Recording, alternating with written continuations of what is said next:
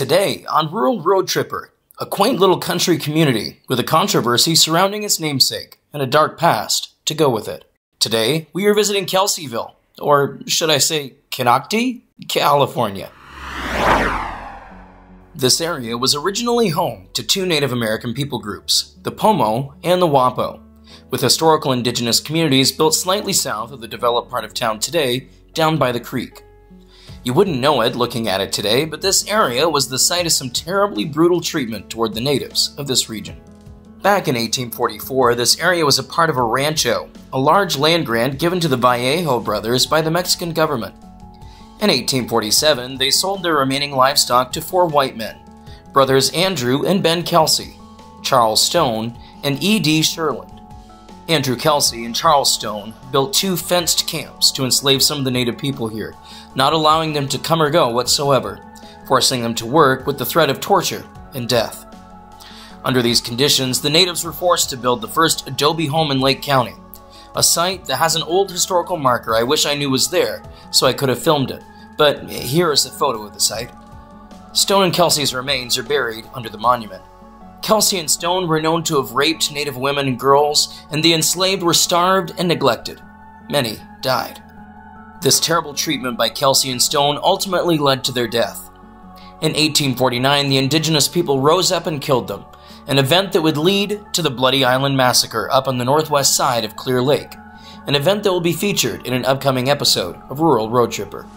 With all of the controversy surrounding naming this area after Kelsey, there have been multiple petitions to change the name of Kelseyville to Konocti, the native name for the nearby volcanic mountain that overlooks the town. A name change advisory measure was placed on the 2024 November ballot and received a 71% vote to not change the name, despite a seemingly larger desire to change the name in talks outside the ballot.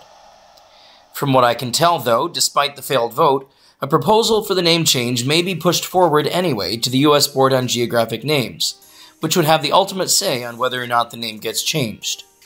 It appears that a decision on the name change could come by the end of 2025. Following the dismantling of the stone home built for Kelsey and Stone mentioned before, Donner Party survivors would be the next non-native people to attempt to build a settlement here. A blacksmith shop was established here, and a few years later, a general store was finally built, along with a few other businesses, moving this area toward becoming a little settlement that would slowly get built into what is today known as Kelseyville, with almost 1,000 people living here in 1900.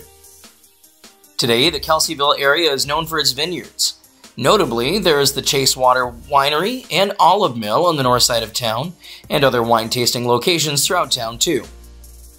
The area was also known for years as the pear capital of the world, growing crops of pears that were shipped worldwide, often in dried form in the earlier years, as this was also the site of the largest dry yard in the world in the 1920s.